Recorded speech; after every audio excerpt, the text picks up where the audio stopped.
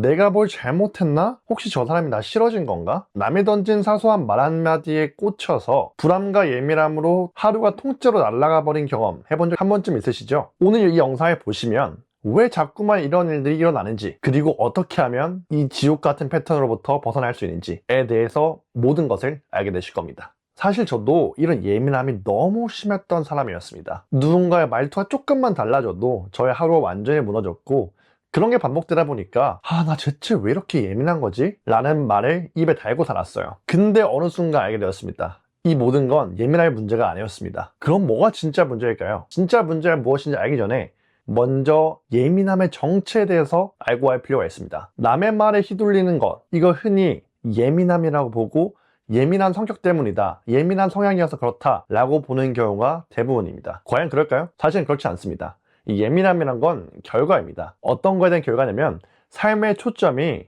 내가 아니라 남에게 맞춰 있을 때 찾아오는 결과라는 거죠. 삶의 초점이 나의 만족이 아니라 남에게 인정받는 것이 될 때 타인의 말 한마디, 타인의 사소한 행동 하나가 내 하루를 좌지우지하게 되는 권력을 가지게 됩니다. 한번 이 영상을 보고 오시죠. If every time someone asks you a question, you try to say the right answer, your entire life is a test.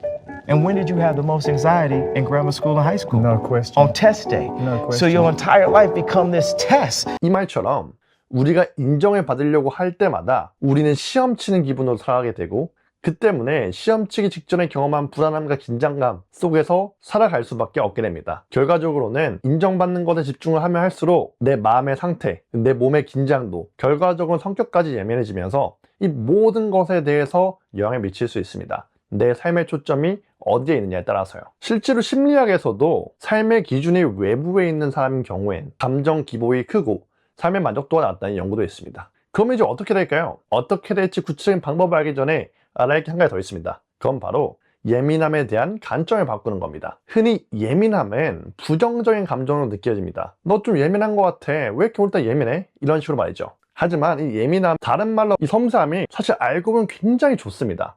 내가 일을 할 때는 남들이 알아차리지 못하는 범위까지 체크해서 완벽한 디테일까지 만들어낼 수 있고요. 타인과 인간관계를 맺을 때는 타인의 깊은 마음까지 고려할 수 있는 섬세함이 있어서 타인의 마음에 공감과 위로를 줄 수 있는 힘도 있습니다. 즉, 이 예민함이란 거는 이전에 말씀드린 것처럼 삶의 초점과 관련된 문제이기도 하지만 동시에 내가 가진 재능이자 나만의 탤런트라는 이야기인 겁니다. 그래서 여러분, 너무 예민한 나 자신을 미워하지만은 마십시오. 이건 어쩌면 나의 새로운 재능입니다. 자, 그럼 지금부터는 이 예민함으로부터 벗어날 수 있는 핵심적인 방법에 대해서 이야기 드릴 건데요. 잠깐 여기서 한 가지 먼저 말씀드리고 넘어갈게요.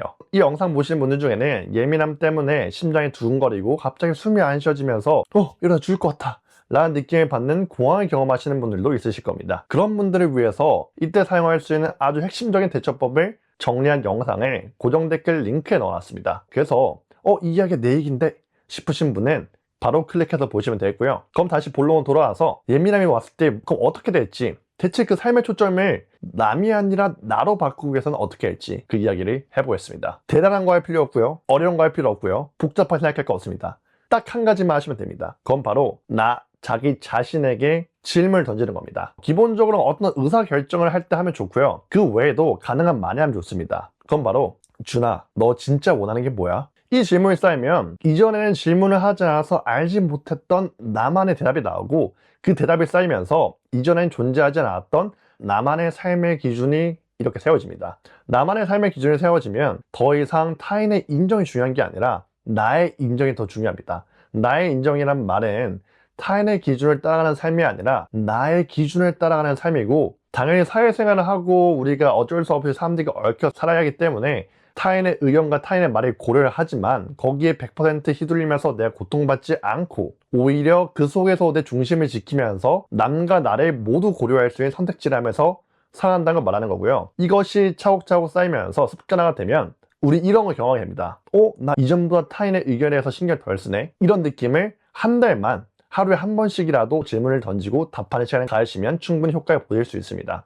만약 이 과정을 조금 더 빠르고 확실한 변화를 만들고 싶다라고 하시는 분은 글을 쓰세요. 단순히 머리로 생각하게 되면 빨리 휘발됩니다. 빨리 휘발된다는 건 기억에 많이 남지 않는다는 거예요. 하지만 기록한다는 건 글자를 새기는 것이고 기억을 새기는 걸 말합니다. 즉, 속도와 효율을 올리고 싶으면 기록을 하십시오. 내가 무엇을 원하는지에 대답을 기록을 하십시오. 그러면 여러분은 여러분만의 기준을 가져야 될 것이고 자연스럽게 삶의 초점이 나에게 돌아옴으로써 남의 말로부터 지나치게 걱정하고 지나치게 불안해하고 지나치게 예민하게 하는 이런 굴레로부터 벗어날 수 있게 될 겁니다. 저도 예전에 너무나도 힘들고 괴로웠었는데 이 방법 하나로 이제는 타인의 말에 지나치게 휘둘리지 않고 저만의 기준을 가지고 행복하게 살아갈 수 있도록 도와준 방법이니까 여러분들도 꼭 해보셨으면 좋겠습니다. 자, 마지막 한마디 드리겠습니다. 지금까지 타인의 말에 흔들렸던 당신은 절대 약한 게 아닙니다. 단지 삶의 초점이 어디로 가야 할지 방향을 잃었을 뿐입니다. 이제부터는 그 방향을 제대로 잡는 연습을 하시고 그렇게 하루 한 번씩 조금이나 더 많은 행복을 느끼시면 되겠습니다. 감사합니다.